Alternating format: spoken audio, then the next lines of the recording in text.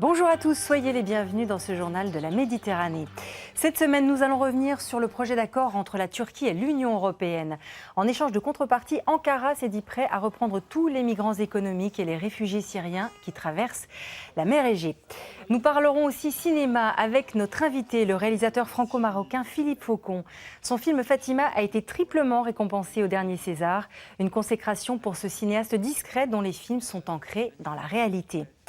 Les trésors de l'Égypte antique s'offrent un nouvel écrin. En fin d'émission, nous irons au Caire découvrir le grand musée égyptien, un immense édifice en construction qui va abriter 100 000 œuvres d'art d'ici 2018. Mais d'abord, revenons sur la situation très tendue en Tunisie. Après le musée du Bardo à Tunis et la cité balnéaire de Sousse, c'est la ville de Ben Guerdane, dans le sud-est du pays, qui a été la cible d'une attaque terroriste sans précédent attribuée à l'État islamique. Une caserne militaire, un poste de police et de la garde nationale ont été pris d'assaut. 36 terroristes ont été abattus, ainsi qu'une dizaine de membres des forces de l'ordre et 7 civils. Le bilan s'est encore alourdi avec 6 autres personnes abattues lors d'opérations menées par les forces tunisiennes. Les autorités ont donc décidé de fermer la frontière avec la Libye, qui est située à une vingtaine de kilomètres de Ben Guerdane. La Libye, c'est de là que vient le principal danger. Le pays est en plein chaos et Daesh en a profité pour étendre son influence, essentiellement dans le nord du pays où l'on compte 5000 combattants. Le reportage de Marc de Chalvron et Bruno Giraudon. Direction Sirte, à travers le désert libyen. Cette route, jalonnée de checkpoints, mène au territoire contrôlé par le groupe État islamique. C'est l'une des plus dangereuses du pays. Nous accompagnons un convoi du Croissant Rouge libyen. Pour nous et pour la sécurité de nos employés, on ne peut pas aller plus loin. On ne peut pas aller au-delà d'Abu Ghraib en fait. Non, c'est impossible. Abu Ghraib, la dernière bourgade avant la zone contrôlée par Daesh. Le Croissant Rouge organise ici des distributions de nourriture pour des réfugiés libyens, des hommes et des femmes qui ont fui le joug des djihadistes. Je viens pour la ration alimentaire. Et qui aujourd'hui ont bien du mal à parler de leur ville rongée par la peur. Tout va bien à Sirte. Je ne veux pas te dire quoi que ce soit. Je vais avoir des problèmes. Qu'est-ce que vous voulez que je vous dise? Nous sommes tous fatigués. Nous sommes impuissants. Le groupe État islamique fait régner la terreur sur la ville de Sirte depuis juillet dernier. Avec sa redoutable police islamique, comme on peut le voir sur ces images de propagande. Avec également ce rituel macabre du vendredi. Sur la place du souk des voitures, des séances de décapitation en public. Rares sont les personnes qui osent en parler. Maklouf Akcha est un ancien membre du conseil municipal de Sirte. Il est aujourd'hui réfugié dans la ville de Misrata. La plupart des exécutions, ce sont des décapitations à l'épée. Ils attachent les gens à un tronc d'arbre et ils coupent les têtes, comme ça.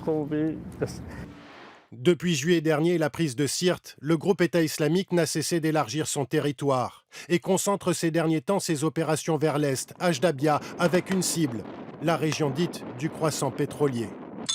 Exemple début janvier, avec cette attaque contre le terminal pétrolier de Cédra, finalement repoussé par des combattants locaux anti-Daesh, prêts à tout pour défendre leur trésor. Voici justement certains de ces combattants anti-Daesh, blessés dans les affrontements contre les djihadistes, mais victorieux. Tout va bien, mais la guerre continue contre Daesh. On les aura. Pour ces combattants libyens que nous avons retrouvés à leur sortie de l'hôpital, la stratégie de l'ennemi est très claire. Tous les chefs de Daesh n'ont qu'un seul rêve, s'emparer du pétrole libyen. Quand ils n'auront plus de pétrole en Irak, ils vont avoir besoin du pétrole de Libye. Mais c'est difficile pour nous parce que quand tu te retrouves face à eux, tu te rends compte que ce sont des lâches. Dès qu'ils n'ont plus de munitions, ils se font exploser. Il serait 3000 combattants du groupe État islamique en Libye, une majorité d'étrangers, prêts à tout pour établir dans ce pays un nouveau sanctuaire. L'homme à l'intérieur de cette voiture blindée est l'ennemi juré de Daesh en Libye, Ismaël Choukri, chef des renseignements militaires de Misrata, en charge de la lutte contre les djihadistes. Il nous confirme l'arrivée de hauts dirigeants du groupe État islamique dans son pays. Nous n'accepterons pas qu'un étranger nous menace avec des armes dans notre pays. Aujourd'hui, à Sirte, le gouverneur est de nationalité irakienne. Sirte fait partie de la Libye. Nous ne l'avons pas cédé. Plongé dans le chaos depuis 4 ans, rongé par les divisions, la Libye fait face à ce nouvel ennemi. Le groupe État islamique, une menace existentielle, une guerre sans merci. Et pendant ce temps, des milliers de réfugiés continuent de fuir les combats. Une carte pour comprendre ces mouvements de population. Plus de 13 millions de personnes déplacées en Syrie. Où vont-elles? Une petite partie en Jordanie, plus d'1 million au Liban, mais c'est la Turquie qui accueille le plus grand nombre de réfugiés avec plus de 2 500 000 personnes. Plus que jamais, la Turquie semble donc incontournable pour gérer cette crise migratoire. La preuve avec ce projet d'accord ébauché à Bruxelles. Ankara s'engage à reprendre tous les migrants à titre provisoire, mais en échange de quelques contreparties. Le point avec Malika Katala et Claire Gidon. Homme fort de ce sommet exceptionnel à Bruxelles entre l'Union européenne et la Turquie, le Premier ministre turc Ahmet Davutoglu s'impose comme un partenaire clé dans la gestion de cette crise migratoire sans précédent. Face à des Européens qui cherchent désespérément une solution pour endiguer l'afflux massif de demandeurs d'asile, Ankara a créé la surprise en acceptant notamment de reprendre sur son territoire tous les migrants économiques mais aussi les réfugiés syriens. Une proposition saluée par l'ensemble des chefs d'État et de gouvernement de l'Union européenne, dont le président François Hollande. Un point très important a été acté aujourd'hui. C'est l'accord de la Turquie pour réadmettre les réfugiés et les migrants qui viendraient de manière irrégulière sur les côtes européennes, c'est-à-dire en Grèce. Une fois ramenés en Turquie, les migrants seraient expulsés par Ankara vers leur pays d'origine. En contrepartie, les réfugiés syriens réadmis sur le sol turc seraient pris en charge par les Européens. Il faut être clair. Nous demandons un partage équitable du fardeau pour les réfugiés syriens. Car les Turcs ne sont pas responsables de cette tragédie, ni les Européens. Le Premier ministre turc réclame également plus d'argent, une enveloppe de 6 milliards d'euros pour aider les 2,7 millions de réfugiés syriens déjà sur le sol turc. Un plan dont les détails restent toutefois à préciser. Ce projet d'accord entre la Turquie et l'Union européenne pourrait être entériné lors d'un nouveau sommet prévu les 17 et 18 mars prochains. Et pendant que l'Europe et la Turquie tentent de trouver un accord, les migrants continuent de partir des côtes turques pour aller en Grèce. L'un des points de départ, c'est Izmir, une ville portuaire située sur la côte ouest de la Turquie. L'exil a fait naître ici toute une économie parallèle, très juteuse pour certains, comme le montre ce reportage de Clément Le Goff, Julien Ababsa et Yves Rullière. Les lumières de l'Europe scintillent à seulement quelques kilomètres. Mais sur cette crique turque, il fait nuit noire. Tiens, attrape-le là. Un moteur vient d'arriver. La mer est calme. Il faut faire vite. Une quarantaine de personnes vient d'embarquer dans ce canot pneumatique surchargé. Dans l'obscurité, on devine quelques silhouettes. Des femmes, des enfants. Le moteur fonctionne. Merci mon Dieu. Sous l'œil des passeurs, le bateau des migrants disparaît dans la nuit. La Turquie est désormais derrière eux. Sur le bord, nous discutons avec les hommes qui ont organisé ce départ.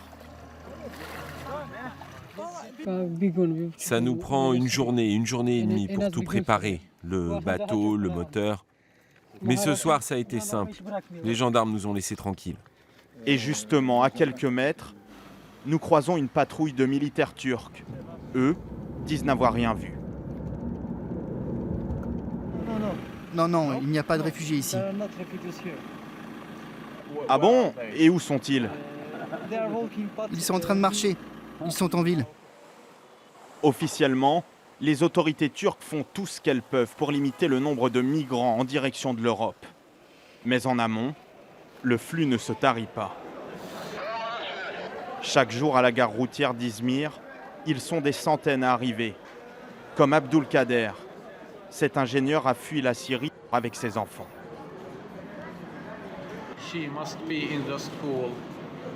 Ma fille devrait être à l'école. Pas ici, ni dans un bateau. Mais qu'est-ce que je peux faire? Tout est détruit chez nous. Les écoles, les maisons. Excusez-moi. S'il ne trouve pas de travail en Turquie, lui aussi envisage de prendre un bateau pour l'Europe. Et dans le centre-ville d'Izmir, les migrants n'ont aucun mal à trouver des passeurs. Le trafic est même lucratif. Dans une petite cour, nous rencontrons un homme qui en fait commerce depuis 4 ans. Il ne sait pas qu'il est filmé. Moi, quand je fais partir 40 personnes en bateau, je fais 10 000 € de bénéfices.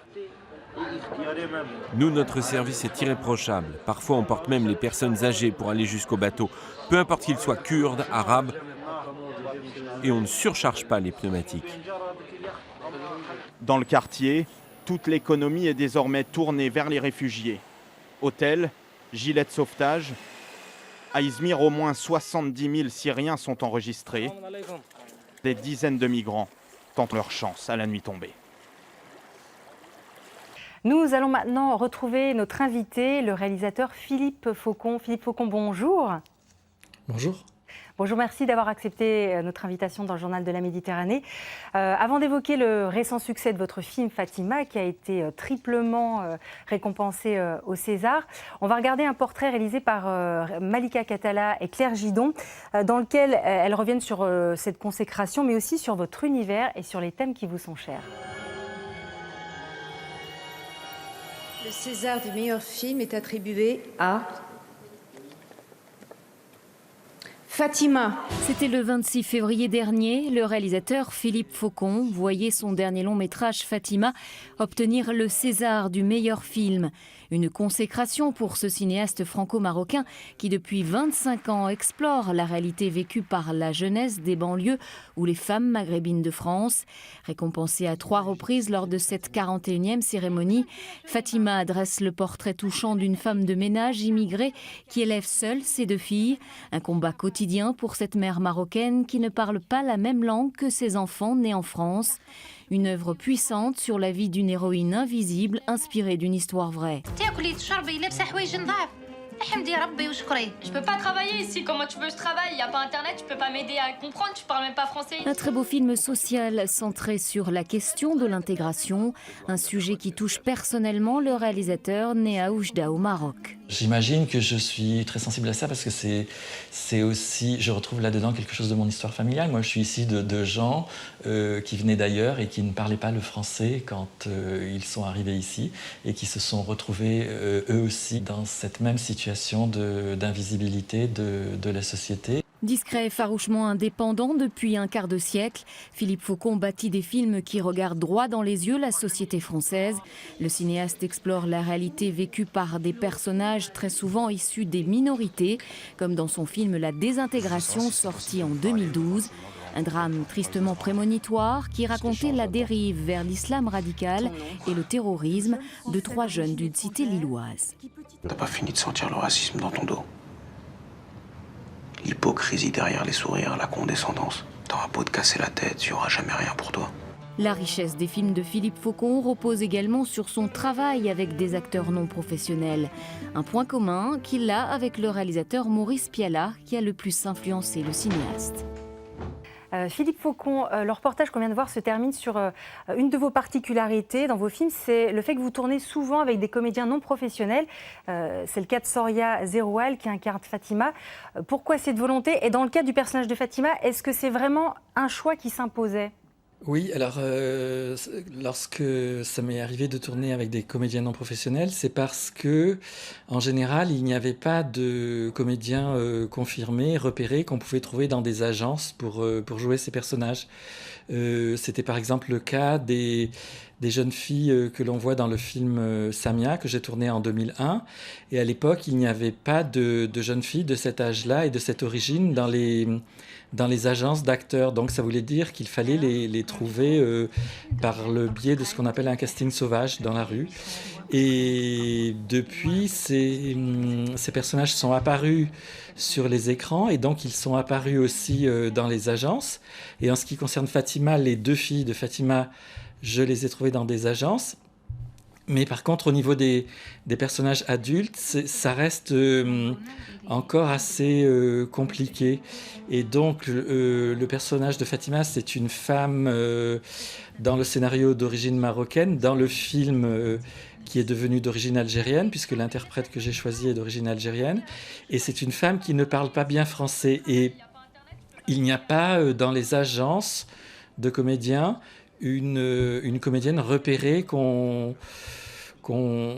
puisse imaginer dans ce rôle-là, parce qu'il y a des comédiennes de grand talent qu'on peut trouver et auxquelles on pourrait penser par leur origine ou par leur âge, mais qui sont en général des comédiennes qui maîtrisent parfaitement bien le français. Et c'est très compliqué, même pour une comédienne de grand talent, de trouver la façon très juste de parler de quelqu'un qui ne parle pas bien français, quand soi-même on le maîtrise. C'est aussi quand même une réalité de la société française. Et pour vous, c'est important de montrer cette réalité-là ? Oui, bien sûr, parce que moi, j'ai toujours pensé qu'il y avait un décalage entre la société réelle et sa représentation à l'écran. Il y avait quelque chose qui, à l'écran, était en retard par rapport à la réalité de la société française.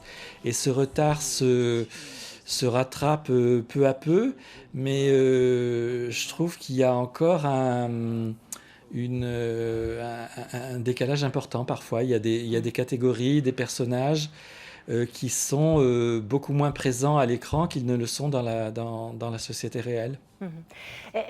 Comment vous réagissez à cette polémique, enfin aux commentaires de certains qui disent que le prix décerné à Fatima serait presque plus un prix politique qu'artistique ? Je crois que c'est la réaction d'une partie du cinéma français qui un peu établi comme ça, qui a du mal à comprendre qu'un film comme Fatima ait rassemblé les voix qu'il a obtenues et qui lui ont permis d'avoir ces 3 prix. Ces films, ou une interprète comme Soria Zeroual, on veut bien leur faire une petite place sur un strapontin, ou alors on veut bien qu'il figure parmi les finalistes au nom de la diversité, mais s'il gagne, c'est mal vécu par certains, ça passe pas. Merci Philippe Aucon d'avoir participé à cette émission.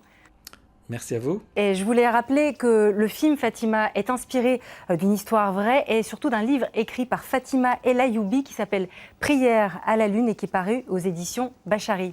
On va rester au cinéma maintenant pour parler d'un autre film qui va sortir prochainement. Il est intitulé Good Luck Algeria et il est signé du réalisateur Farid Bentoumi. Il a été réalisé ce film en partie dans les Hautes-Alpes avec des comédiens amateurs, parmi eux des Chibani. Les Chibani, ce sont ces travailleurs du Maghreb venus en France pour aider à la reconstruction après la guerre. Vous allez voir que pour eux, ce film, ça a été une vraie aventure, mais aussi une fierté et beaucoup d'émotions. Ils sont émus, ces Chibani. Comprenez, ces anciens.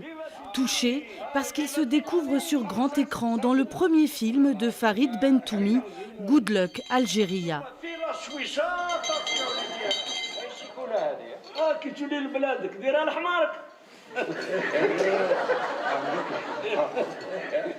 Ah oui, on était émus là quand même. Bon, je vais partir. Voir tout ça.